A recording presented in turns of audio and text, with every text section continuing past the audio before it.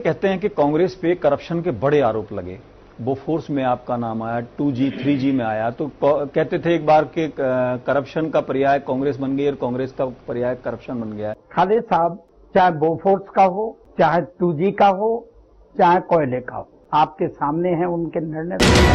राहुल जी को लेकर आप बड़े उत्साहित हैं, लेकिन राहुल जी बिहार में 2 बार हारे, राजस्थान की आपने सत्ता गंवाई, हरियाणा की आपने सत्ता गंवाई। ये वही नेतृत्व था जो राहुल जी के टाइम में था। महाराष्ट्र की आपने सत्ता गंवाई, लोकसभा आपने गंवाई, अभी भी आप देख लें गुजरात में, कर्नाटक में भी आपने गंवाई है। क्या लगता है अभी भी नेतृत्व को आपको अपने नेतृत्व पे भरोसा? आपको लगता है कि राहुल जी कुछ करेंगे या कुछ चेंज की जरूरत महसूस होती है? नहीं, हमें बिल्कुल जरूरत नहीं है। कांग्रेस जो बोलती है वो करती है। मतलब उसने बोला था कि हम चरण सिंह जी को प्रधानमंत्री बनाएंगे, लेकिन फिर बीच में लटका दिया। अगर देखा जाए तो उस जमाने की बात करें, वो परिस्थिति देवगौड़ा जी का आपको याद ही होगा। तो अब भी मुझे लग रहा दूसरी पार्टियां आपसे आज भी उसी भाव नहीं, ऐसा नहीं है। कांग्रेस छोड़ करके मैं समझता हूँ कितने लीडर छोड़ के गए, वो बहुत लंबे नहीं चले। आप भी गए थे? हाँ, हम भी गए थे, तो हम वापसी लौट आए, घर वापसी हो गई। हाँ।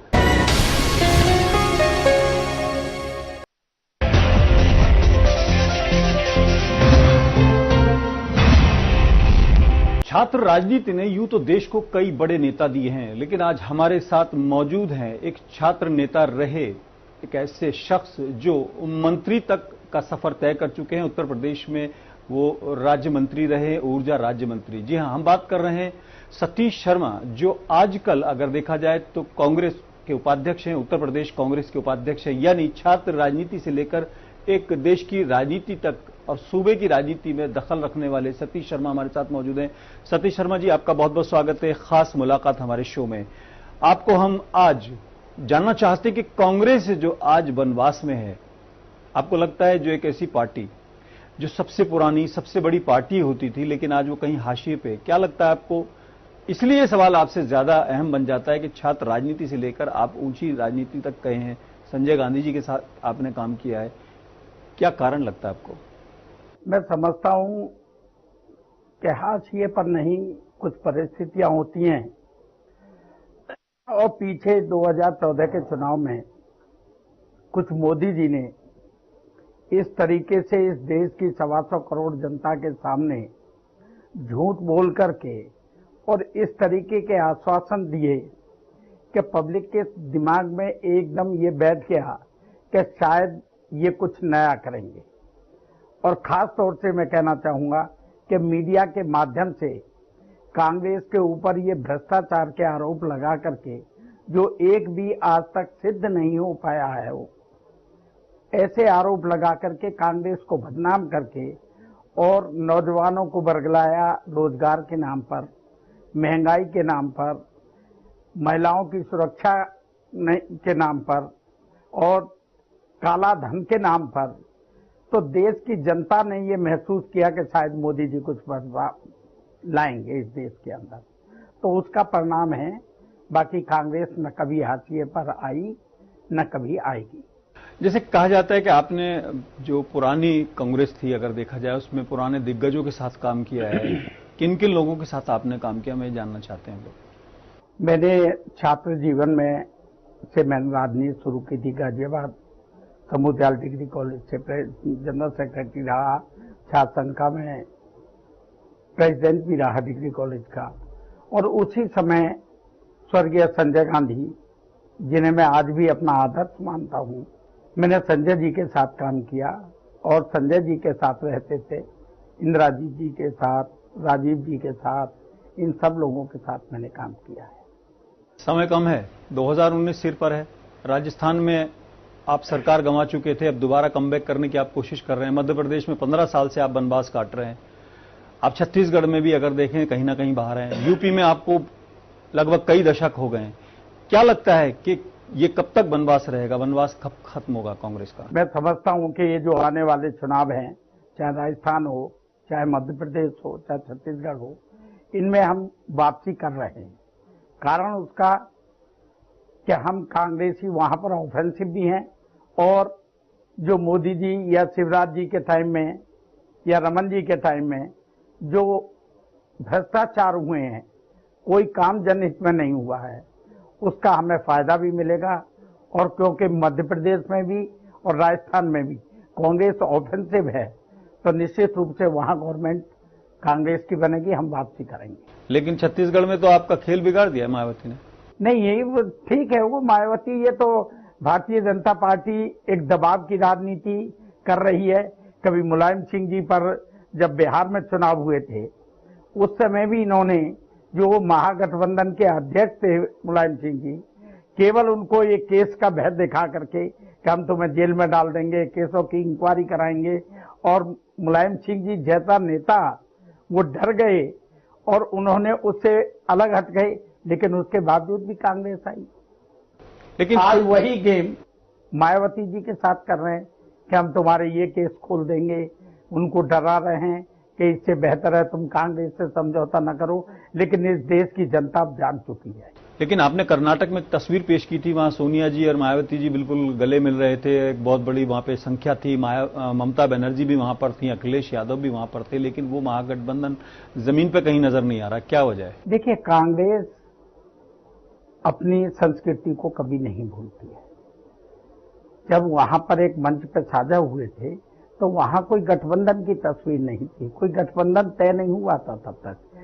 औपचारिकता में सोनिया जी ने उनसे गले भी मिली थी, और ये संस्कृति जो कांग्रेस की रही है, अभी आपने देखा होगा कि राहुल जी ने संसद में ये कहा था कि आप नफरत की राजनीति करते हैं और हम प्यार की राजनीति करते हैं, मैं आपके दिलों में भी प्यार जगा के रहूंगा। और उसी को लेकर के मोदी जी से वो गले मिले। लेकिन वो गले मिलने के इस ढंग से प्रचार किया गया कि गले पड़े, और मोदी जी नाटक कर रहे हैं वहां पर एक जोकर की तरह। उनको गर्मा देखनी चाहिए कि उनके पद की गर्मा क्या थी। राहुल जी ने तो अपनी भावना व्यक्त की थी गले मिल करके। यानी आपको लगता है कि जो वर्तमान राजनीति है उसमें जो वैल्यूज बदली हैं, आपने कर्नाटक में एक तस्वीर पेश की, वो महागठबंधन कहीं नजर नहीं आ रहा। क्या कांग्रेस बैकफुट पे है, डिफेंसिव है, वो अपने अकेले दम पर बीजेपी से टक्कर लेने की हैसियत में नहीं? वो बार बार कहते हैं कि अगर गठबंधन सब साथ होंगे तो हम बीजेपी को हटा देंगे। क्या वजह है कि देश की सबसे पुरानी और सबसे बड़ी पार्टी, कभी रहने वाली, आज उसको अपने ऊपर भरोसा नहीं है? वो गठबंधन की राह क्यों देख रही है? वो एक ऐसा सपना क्यों देख रही है कि उसके साथ लोग खड़े होंगे, दूसरी पार्टियां खड़ी होंगी, तभी वो बीजेपी को हटा पाएगी? क्यों भरोसा नहीं हो पा रहा उसको? नहीं, कांग्रेस को अपने आप पर भरोसा है, उसका वर्कर मजबूत है। अब ये राहुल जी पर डिपेंड करता है कि वो क्या निर्णय लेते हैं। लेकिन कांग्रेस आज भी अपने ऊपर इतनी क्षमता रखती है कि वो अकेले चुनाव भी लड़ सकती है। भाजपा लड़ सकती है, लेकिन मैसेज तो दे रही है कि गठबंधन होगा तभी लड़ेगी। ये राहुल जी के ऊपर है, वो जाने, वो नेतृत्व जाने, शीर्ष नेतृत्व तय करेगा। यानी आपको लगता है कि अगर कार्यकर्ता को मौका मिलेगा तो वो लड़ लेगा, लेकिन जो शीर्ष नेतृत्व है उसे भरोसा क्यों नहीं अपने ऊपर? अब ये तो उसका उत्तर तो माननीय राहुल जी दे सकते हैं। ममता जी आपको स्वीकार करने को तैयार नहीं है, अखिलेश जी आपको नेता मानने को तैयार नहीं है, आपको तो मायावती जी नेता नहीं। कांग्रेस का कार्यकर्ता तो अपने दम पर चुनाव लड़ने के लिए भी तैयार है। लेकिन आप देखें ना, आपने समझौते की बात करी, लेकिन आप खुद को अपने यहां ऐलान कर देते हैं कि राहुल जी पीएम पद के दावेदार होंगे। उसके अलावा सीडब्ल्यूसी में भी आपने राहुल जी को आगे कर दिया, तो दूसरे लोग आप पे कैसे भरोसा करेंगे? और आपका तो इतिहास भी बड़ा खराब है। आप सरकार बनवाते थे, गिरवा देते थे। देवगौड़ा जी उसके एक सबूत थे। आप देखें चरण सिंह को आपने 28 दिन तक ऐसा उनको प्रधानमंत्री बनाया कि वो तो संसद तक भी नहीं जा पाए। तो दूसरी पार्टियां आप पे आज भी भरोसा करने को तैयार नहीं। वो छवि कैसे बदलेगी? नहीं, ऐसी बात नहीं है। राहुल जी ने खुद ये कहा है कि जरूरी नहीं है, ये तो जब अगर गठबंधन हुआ, गठबंधन के बाद ही निर्णय होगा कि कौन प्रधानमंत्री होगा। ये तो स्वयं राहुल जी ने कहा है। यानी गठबंधन की मर्यादाओं का आपको याद रहेगा, पिछली वाली बात नहीं होगी? बिल्कुल नहीं होगी। मतलब वो इतिहास नहीं दोहराएगा। कांग्रेस जो बोलती है वो करती है। मतलब उसने बोला था कि हम चरण सिंह जी को प्रधानमंत्री बनाएंगे, लेकिन फिर बीच में लटका दिया। अगर देखा जाए तो उस जमाने की बात करें, वो परिस्थिति देवगौड़ा जी का आपको याद ही होगा। तो अब भी मुझे लग रहा है दूसरी पार्टियां आपसे आज भी उसी नहीं, ऐसा नहीं है। कांग्रेस अपने वचन पे अटल रहती है। कांग्रेस जो बोलती है, जो कहती है, वही करती है। अच्छा, एक सवाल बनता है, आज जो आपको सबसे ज्यादा परेशानी अगर छत्तीसगढ़ में हुई तो आपके बागी नेता थे अजीत जोगी जी। वो आपके बागी थे, आपकी सरकार, आपके पुराने कांग्रेसी थे, लेकिन अब वो बागी हो गए। उन्होंने मायावती जी से एक तरह से हाथ मिला लिया, तो वो आपको नुकसान वहां ये हुआ। बंगाल के अंदर आप देखें, पश्चिम बंगाल में, तो वहां पे भी ममता जी आपकी बागी हैं। तो क्या वजह है कि आपकी पार्टी में जिस तरह से अब देखिए रीता बहुगुणा जोशी हैं, यूपी की पुरानी नेता हैं, उनके पिताजी अगर देखें वो भी पुराने नेता रहे हैं, हेमवती नंदन बहुगुणा जी, उनके भाई भी, लेकिन क्या वजह है कि उसको मैनेज नहीं कर पा रही कांग्रेस अपने पुराने कार्यकर्ताओं को, पुराने नेताओं को कहीं ना कहीं देखो छिटक के जा रहे हैं? क्या वजह है कि ये बागी भी आपके लिए परेशानी बन रहे हैं? ये हो सकता है उनकी अपनी कुछ आवश्यकताएं हों जिन्हें छोड़ करके वो गए हैं, लेकिन मैं समझता हूं कांग्रेस छोड़ करके कभी कोई बहुत ज्यादा पनपा नहीं है। कुछ समय के लिए हो सकता है वो सत्ता पा जाए, लेकिन कांग्रेस छोड़ करके मैं समझता हूं कितने ही लीडर छोड़ के गए, वो बहुत लंबे नहीं चले। आप भी गए थे? हाँ, हम भी गए थे, तो हम वापसी लौट आए। घर वापसी हो गई? हाँ। वजह कांग्रेस से प्यार या लगा के वजूद नहीं बचेगा? कांग्रेस की नीतियों में और सिद्धांतों में विश्वास। जो कांग्रेस की नीतियां हैं, जो उनके सिद्धांत हैं, मैं उनसे प्रभावित था, लेकिन छोड़ना एक मजबूरी ऐसी रही कि हमारे सीनियर लीडर तब कहने लगे, हम जूनियर थे, पहली बार विधानसभा में पहुंचे थे, तो हम उस भाव में बह गए, लेकिन बाद में हम फिर कांग्रेस में आ गए। और आज भी अब किसी पद की लालसा नहीं, टिकट की लालसा नहीं, केवल और केवल कांग्रेस को लाने की लालसा है। अच्छा, एक सवाल बनता है, जैसे सबसे पुरानी पार्टी रही, आपके सामने जिम्मेदारियां बहुत है, यूपी में आप बहुत दिनों से वनवास में, ऐसी क्या रणनीति आप अपनाएंगे राज बब्बर के नेतृत्व में या राहुल गांधी के नेतृत्व में कि यूपी में, कम से कम यूपी, जहां से कहा जाता है कि दिल्ली का रास्ता यूपी से होकर गुजरता है, लेकिन यूपी में आप बहुत दिनों से बाहर हैं, तो क्या दिल्ली का रास्ता तय करने के लिए आप यूपी में नहीं होंगे तो कैसे तय होगा? आजाद साहब, आप जो कह रहे हैं मैं उसे मानता हूं, लेकिन प्रश्न यह है कि इस उत्तर प्रदेश के अंदर जो धर्म की राजनीति, जातिगत राजनीति, जो उसमें विभाजन हुआ है, और इतने साल हो गए, अब देश की जनता और प्रदेश की जनता ये महसूस करने लगी है कि हमें जातिगत और धर्म से ऊपर उठ करके अगर इस देश में विकास करना है, तो हमें धर्म से ऊपर उठना होगा, जातिगत से ऊपर उठना होगा। अब वो समझने लगी है, और फिर वो चाहती है जनता कि कांग्रेस ही इस देश की सरकार दे सकती है, कांग्रेस ही इस देश में विकास कर सकती है। अच्छा, एक ये है कि जैसे कहते हैं कि जनता की नाराजगी जो है वो नेताओं को कभी कभी भारी पड़ती है, पार्टियों को भारी पड़ती है, तो आज जो कांग्रेस हाशिए पर है, या कांग्रेस अगर वनवास काट रही है, चाहे प्रदेश में हो, चाहे प्रदेश में, तो देखिए उत्तर प्रदेश में तो बहुत लंबा वनवास हो गया, मध्य प्रदेश में भी 3 टर्म से आप बाहर है, 15 साल से ज्यादा हो गए, ये जनता की नाराजगी है या आप जनता तक अपनी बात नहीं कह पाए, ये कैसे, मतलब ये कांग्रेस की नाकामी है, जनता की नाराजगी है, कैसे इसको आप कैटेगराइज करते हैं? नहीं, कुछ कमियां रही हैं हमारे अंदर भी, कांग्रेस के अंदर, कि हम उन बातों को जो कांग्रेस ने कार्य किए, जो मनमोहन सिंह जी की सरकार में 10 साल रहे, उन कार्यों को हम जनता तक नहीं पहुंचा पाए। बिल्कुल इसे मैं स्वीकारता हूं, यह हमारी कमी रही है, और उसी का परिणाम है कि आज देश में आज भाजपा की सरकार बनी है। अच्छा, ये कि आपके यहाँ बड़ा गुटबाजी बहुत है, हम चलना चाहेंगे मध्य प्रदेश से, यूपी से, सब जगह आप बात करेंगे। आज ये हालात हो गए कि आपको बड़ा नेता कोई किसी को मानने को तैयार नहीं, कार्यकर्ता तो आपके पास है नहीं, ये ऐसा लोग कहते हैं। आप हो सकता है आप कहें कि बहुत कार्यकर्ता है, वहां पर एक गुट हो गया जो है दिग्विजय सिंह जी का, हालांकि अभी पोस्टर पे उनके नाम नहीं दिखाई दे रहे थे, ये आपने भी सुना होगा। उसके अलावा आप देखें दूसरा कमलनाथ जी का गुट हो गया, तीसरा आप देखें ज्योतिरादित्य सिंधिया वहां पर। एक इस तरह की क्या इस गुटबाजी का फायदा होगा या इसका कांग्रेस को लॉस होगा? नहीं, आजाद साहब ये ठीक कह रहे हैं आप, मैं मानता हूं इस बात को कि कांग्रेस को कांग्रेस ही हरा रही है। ये गुटबाजी निश्चित रूप से कांग्रेस को पीछे धकेल रही है, और ये गुटबाजी समाप्त ऊपर से होगी, ना कि नीचे से। अच्छा, आप जैसे कहते हैं कि कांग्रेस पे करप्शन के बड़े आरोप लगे, बोफोर्स में आपका नाम आया, 2G 3G में आया, तो कहते थे एक बार कि करप्शन का पर्याय कांग्रेस बन गई और कांग्रेस का पर्याय करप्शन बन गया है, तो क्या करप्शन को लेकर कुछ आगे भविष्य में नीति बनेगी कि उसको कंट्रोल किया जाए? खालिद साहब, एक भी आरोप, चाहे बोफोर्स का हो, चाहे 2G का हो, चाहे कोयले का हो, आपके सामने हैं उनके निर्णय सबके, एक भी आरोप आज तक सिद्ध नहीं हो पाया कांग्रेस पर भ्रष्टाचार का। ये प्रमाण है, अदालत ने बरी किया है। खास मुलाकात में आज हमारे साथ मौजूद हैं उत्तर प्रदेश के पूर्व ऊर्जा राज्य मंत्री सतीश शर्मा। फिलहाल एक छोटा सा ब्रेक लेते हैं हम, कहीं जाइएगा नहीं, हम बहुत जल्द हाजिर होते हैं।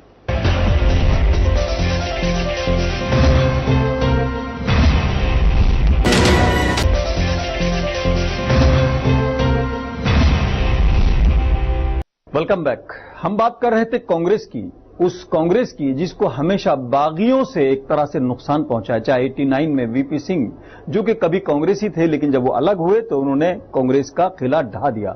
अब बात करें तो अजीत जोगी छत्तीसगढ़ के अंदर उस पार्टी से गठबंधन कर चुके हैं जिससे उम्मीद लगाई जा रही थी कि कांग्रेस से वो गठबंधन करेगी। जी हां, अजीत जोगी और मायावती का गठबंधन।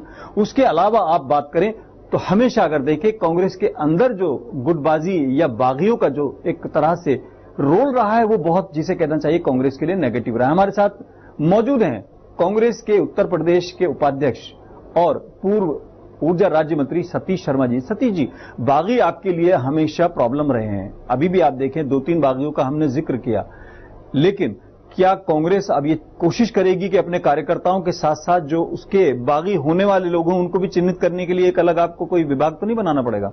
अब बागी नहीं होंगे, बल्कि अब दूसरे दलों के से छोड़ करके अब कांग्रेस की तरफ आ रहे हैं। वो महसूस कर रहे हैं कि कांग्रेस ही आगे सत्ता में आने वाली है। तो आप अभी देख रहे होंगे केंद्र के, अभी कल ही उन्होंने ज्वाइन किया है यशवंत सिंह के बेटे ने, और भी कई लोगों की लिस्ट है जो भाजपा छोड़ करके कांग्रेस में आने के लिए तैयार बैठे हुए हैं। लेकिन पॉलिटिकल पार्टीज के लिए एक बड़ी प्रॉब्लम होती है, उसका कार्यकर्ता मेहनत करता है, दरी बिछाता है, नारे लगाता है, लेकिन आपके आयातित नेता या तो जब आते हैं तो एक तरह से वो जगह घेर लेते हैं, और जो लोग सारी मलाई लूटते हैं वो जब नाराज होकर जाते हैं तो नुकसान होता है।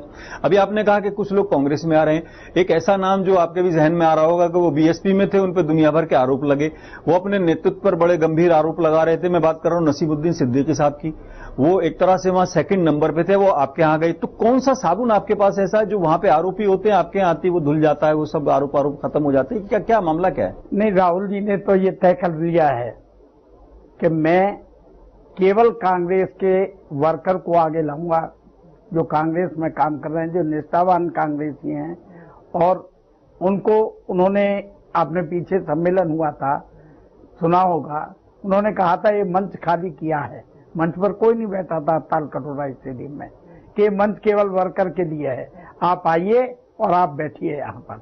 तो केवल अब वो कांग्रेस के वर्कर पे और उस वर्कर पे जो निष्ठापूर्वक कांग्रेस के लिए काम कर रहा है, ईमानदारी के साथ कार्य कर रहा है, जनता के लिए कार्य कर रहा है, जनता के बीच में रहता है, उन नौजवानों को आज आगे राहुल जी लेकर के आ रहे हैं। लेकिन अभी आप देखें, एक वीडियो कॉन्फ्रेंसिंग के जरिए प्रधानमंत्री नरेंद्र मोदी ने अपने कार्यकर्ताओं को संबोधित किया और उन्होंने कहा कि ये बीजेपी एक ऐसी पार्टी है जहां पर कार्यकर्ता भी पीएम बन सकते हैं, और कांग्रेस पर उन्होंने कटाक्ष करते हुए कहा कि वहां का जो वर्कर है वो एक परिवार के लिए काम करता है। ये जो इम्बैलेंस है आपके यहां, कार्यकर्ता की उपेक्षा और कहीं ना कहीं जो एक आपके यहां परिक्रमा का भी सिस्टम है कि एक न एक आका जब तक नहीं होगा कार्यकर्ता वहां पर सर्वाइव नहीं कर सकता, ये बैलेंस कैसे बनेगा? कार्यकर्ता में मैसेज कैसे देंगे? और पीएम मोदी ने तो आपकी बिल्कुल रीढ़ पर हमला कर दिया। वो जो बार बार भारतीय जनता पार्टी या खास तौर से मोदी जी जो आक्रमण गांधी परिवार पर करते हैं, उनको इतिहास का, यहाँ की भौगोलिक परिस्थिति का कोई ज्ञान ही नहीं है, सिवाय झूठ के वो कुछ नहीं बोलते हैं, जनता को गुमराह करते हैं। आजादी से लेकर के आज तक ये देखिए इस परिवार के कितने तो अध्यक्ष रहे हैं और कितने प्रधानमंत्री रहे हैं, उनसे स्वयं पूछिए आप, क्या शुरू से लेकर के आज तक इस गांधी परिवार का ही व्यक्ति प्रधानमंत्री बना है? क्या कांग्रेस का अध्यक्ष, राष्ट्रीय अध्यक्ष क्या इसी परिवार से रहा है? ये केवल और केवल इस जनता को गुमराह करते हैं, झूठ बोल करके। लेकिन एक सवाल ये बनता है कि अभी राहुल गांधी जी ने कहा कि प्रधानमंत्री चोर हैं। ये बड़ा दुर्भाग्यपूर्ण है कि अगर हमारे पीएम को, क्योंकि पीएम देश के होते हैं, ये किस भाषा का इस्तेमाल हो रहा है? हालांकि उसके जवाब में निर्मला सीतारमण कह रही हैं, उन्होंने ट्वीट किया है कि राहुल गांधी का पूरा खानदान चोर है। तो ये राजनीति में किस भाषा का इस्तेमाल हो रहा है? राफेल पे आप सवाल उठाइए, आप करप्शन पे सवाल उठाइए, आप और मुद्दों पे सवाल उठाइए, लेकिन राजनीति में ये कौन सी मर्यादित भाषा है? ये किस तरह से इसको आप अलाउ कर रहे हैं? अमर्यादित भाषा को कैसे अलाउ कर रहे हैं आप? अगर इसका उत्तर आप चाहते हैं तो भाजपा से और मोदी से पूछे। ये शुरुआत जो उन्होंने की है शब्द बोलने की, केवल एक व्यक्ति विशेष पर आरोप लगाने की, उन पर भद्दे भद्दे शब्दों का इस्तेमाल करने की, लेकिन कांग्रेस ने ये नहीं कहा। राहुल जी ने नहीं कहा, बल्कि फ्रांस के प्रधानमंत्री ने कहा है। उनकी बात को रिपीट किया राहुल जी ने। चोर शब्द उन्होंने फ्रांस के राष्ट्रपति ने कहा है कि इन्होंने दबाव डाल करके ऐसा कराया है, उसके सापेक्ष में कहा। लेकिन देश की जनता तो एक मर्यादित भाषा की अपेक्षा करती है दोनों पार्टियों से। नहीं, वो बात सही है आपकी, लेकिन जब जनता के सामने भारतीय जनता पार्टी के हर प्रवक्ता अब शब्द प्रयोग कर रहा है, उससे कभी इस देश की जनता नहीं पूछती, ना आप लोग पूछते हैं। लेकिन तो इसका मतलब भी अगर वो गलत करें तो आप भी गलत करेंगे, फिर कैसे आप कहते हैं उनसे अलग हैं? उनसे वो भी तो हर बात का यही जवाब देते हैं ना कि कांग्रेस में ये हुआ था, हर चीज को नेहरू जी से जोड़ते हैं। अरे 7 साल पुरानी बातों को तुम आज ला रहे हो और झूठा साचा परोस रहे हो इस देश की जनता के सामने, शिकाव हो रहे हैं। अच्छा, एक बात बताइए, आप कहते हैं आप धर्म की राजनीति नहीं करते, लेकिन आपने देखा होगा गुजरात चुनाव में जनेऊ राहुल जी ने दिखाने की कोशिश की, मंदिर मंदिर वो गए, अब वो कैलाश मानसरोवर की यात्रा पे गए, तो ये दिखाने की कोशिश कर रहे हैं कि वो भी हिंदू है। क्या वजह है कि आप भी उसी ट्रैक पे जा रहे हैं? अब आपको हिंदू बनने की जरूरत क्यों पड़ रही है? क्या कांग्रेस को लगने लगा है कि अगर हिंदू वोट को हमें अट्रैक्ट करना है तो हमें हिंदुत्व की तरफ जाना होगा? क्या राहुल जी पहले कभी मंदिर नहीं गए? क्या राहुल जी ने पहले जनेऊ प्रयोग नहीं किया? शादी के वक्त उन्होंने प्रयोग नहीं किया, उनके परिवार ने प्रयोग नहीं किया? तो ये कौन सी नई बात है? वो पहले भी जाते रहे मंदिरों में, मस्जिदों में, गिरजाओं में, गुरुद्वारों में, कोई यार नए तो गए नहीं, उन्हें जरूरत नहीं है। बल्कि इनसे पूछो ये आज कहां कहां घूम रहे हैं, जहां टोपी लगाना तक पसंद नहीं करते थे, आज क्या क्या पहन रहे हैं, वो क्या क्या ओढ़ रहे हैं, वो किस रास्ते पर जा रहे हैं, इस देश को भ्रमित कर रहे हैं। इस देश के अंदर एक ऐसा माहौल क्रिएट खड़ा कर दे रहे हैं वो कि जो नफरत के बीज बो रहे हैं वो इस देश में, इस देश को फिर टूटने के कगार पर ले जा रहे हैं अपनी भाषा से। एक बहुत कड़वा सवाल, आपके ऊपर आरोप लगता रहा है कि तुष्टीकरण की नीति आप लोगों ने अपनाई, कांग्रेस ने अपनाई, और खासतौर से मुस्लिम तुष्टीकरण, लेकिन मुस्लिम आज कहां खड़ा है? नहीं, तुष्टीकरण कांग्रेस ने कभी नहीं।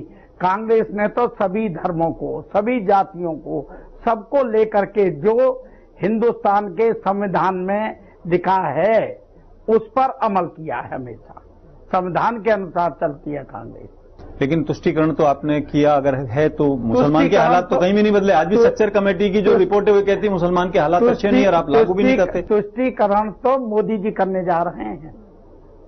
कांग्रेस तो हमेशा ये कहती रही है कि वो सर्वधर्म समभाव में आस्था रखने वाली पार्टी है। सभी धर्म, सभी जाति, सभी वेशभूषा, सभी भाषाओं का समावेश, और यही हिंदुस्तान का गुलदस्ता है। अच्छा, मुझे लगता है लास्ट सवाल आ जाना चाहिए, वो आपसे जुड़ा है सीधा। कहते हैं कि दिल्ली की सत्ता का जो रास्ता है वो यूपी से होकर गुजरता है। यूपी में आप पार्टी के उपाध्यक्ष हैं, क्या रणनीति है? क्या लगता है कि यूपी में आप कुछ कर पाएंगे as a Satish Sharma, as a उपाध्यक्ष? एक मतलब अगर देखें छात्र राजनीति से यहां तक पहुंच के, आपको जब कांग्रेस मजबूत थी तो आपने उसकी नैया में सफर किया, अब कांग्रेस की नैया डोल रही है, तो क्या लगता है कि आप मजबूती से खड़े होते नजर आ रहे हैं? बिल्कुल। हम ये लगा लीजिए, जब निर्मल खत्री जी थे तब भी हम न्याय पंचायत तक पहुंचे थे, और आज भी हमारा ये प्रयास है कि हम हर बूथ तक जाएंगे और हर बूथ पर हम अपना कार्यकर्ता खड़ा करेंगे। ये हमने प्रण कर लिया है और उसके लिए हम प्रयत्नशील भी हैं, और बिल्कुल अब जो कार्यक्रम हम दे रहे हैं आगे वो बूथ तक का दे रहे हैं। लेकिन आप पे आरोप लगते हैं आपके कुर्तेधारी बहुत है, नेता बहुत है, कार्यकर्ता है ही नहीं, तो कार्यकर्ता कहां से लाएंगे? बात नहीं है, कार्यकर्ताओं की कमी नहीं है। कार्यकर्ताओं को जोड़ने वाला अभी वो पैटर्न नहीं मिला है। जिस दिन कांग्रेस का कार्यकर्ता अब ये समझ जाएगा और फील्ड में जाएगा, जिसका प्रयास राहुल जी विशेष तौर से कर रहे हैं कि वो आम कार्यकर्ता तक, बूथ के कार्यकर्ता तक को सक्रिय करना चाहते हैं, उस नीति पर राहुल जी चल रहे हैं और उसी पर हम बूथ तक को मजबूत करेंगे, और निश्चित रूप से आने वाले समय में यूपी में भी हम वापसी करेंगे। यानी आप 27-28 साल से आप वनवास में, अभी तक आप पैटर्न नहीं बदल पाए। नहीं, मानता हूं मैं इस चीज को, नहीं बदल पाए और बढ़ती गई, लेकिन कहीं ना कहीं एक स्टेज ऐसी आती है और जिस चीज को आज राहुल जी ने पकड़ लिया है, महसूस कर लिया है, तो निश्चित रूप से अब हम बूथ तक जाएंगे और काम करेंगे वहां पर। अच्छा, एक लास्ट सवाल, राहुल जी को लेकर आप बड़े उत्साहित हैं, लेकिन राहुल जी बिहार में 2 बार हारे, राजस्थान की आपने सत्ता गंवाई, हरियाणा की आपने सत्ता गंवाई, ये वही नेतृत्व था जो राहुल जी के टाइम में था, महाराष्ट्र की आपने सत्ता गंवाई, लोकसभा आपने गंवाई, अभी भी आप देख लें गुजरात में, कर्नाटक में भी आपने गंवाई है। आपने गठबंधन कर लिया वो एक अलग बात है, लेकिन आप 122 से 78 पे आ गए, वहां भी आप हारे हैं। क्या लगता है, अभी भी नेतृत्व को आपको अपने नेतृत्व पे भरोसा, आपको लगता है कि राहुल जी कुछ करेंगे या कुछ चेंज की जरूरत महसूस होती है? नहीं, हमें बिल्कुल जरूरत नहीं है, निश्चित रूप से राहुल जी करेंगे और राहुल जी ही इस कांग्रेस को फिर ऐसा संगठन खड़ा कर देंगे, वो प्रदेश ही नहीं पूरे देश के अंदर। मैं ये समझ रहा हूं जिन नीतियों पर उन्हें सत्ता का लोभ नहीं है, वो ये नहीं चाहते कि मैं प्रधानमंत्री बनूं, वो चाहते हैं कि संगठन मजबूत हो और देश में ऐसी सत्ता रहे जो विकास करे, जनहित की सरकार हो। वो ऐसी सरकार नहीं जो वायदों की सरकार हो, झूठ की सरकार हो, लंबी लंबी फेंकने की सरकार हो, उससे निजात दिलाना चाहते हैं। बहुत बहुत शुक्रिया सतीश शर्मा जी आपका। धन्यवाद आजाद साहब। हमारे साथ आज खास मुलाकात में पूर्व ऊर्जा राज्य मंत्री उत्तर प्रदेश के और वर्तमान में उपाध्यक्ष कांग्रेस उत्तर प्रदेश के सतीश शर्मा जी मौजूद थे। उन्हें सवाल पूछे, हालांकि राहुल गांधी को लेकर वो अभी भी बहुत उत्साहित है। ये अलग बात है कि महाराष्ट्र हो या हरियाणा हो या राजस्थान हो या लोकसभा हो, तमाम हार के बावजूद आज भी वो अपने नेतृत्व को लेकर आशान्वित है और उनमें उम्मीद है कि राहुल गांधी ही कांग्रेस का बेड़ा पार लगाएंगे। खास मुलाकात में आज इतना ही। अपने मेजबान आजाद खालिद को इजाजत दें।